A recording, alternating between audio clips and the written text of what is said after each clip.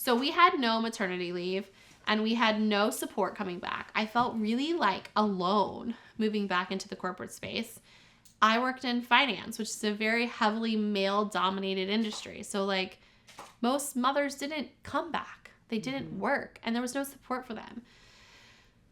So I advocated and started our first employee resource group. This is right when employee resource groups were starting. I don't know if you know much about them. So in the corporate world, there was very few employee resource groups. They're groups that are run by employees and they provide a value to a minority group. So there's like, young professionals resource group. There's Asian Americans, there's Black corporate workers, there's the LGBTQI society group. But there was nothing to support like parents, right? So I started the first working parents group at RTI.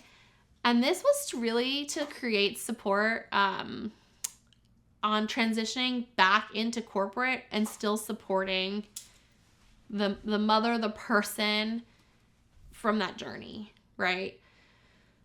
And one of my good friends had a baby around the same time. We had it a couple months apart. And so like really, we decided like this is unacceptable for there not to be support. And we had planned on having second kids, right? We weren't just going to be one and done. But like I couldn't do that again. I couldn't go through the trauma of the birth, be back to work in 3 months, be pumping in my office where like my boss would walk in. I also had a male boss who was like, how are those things doing?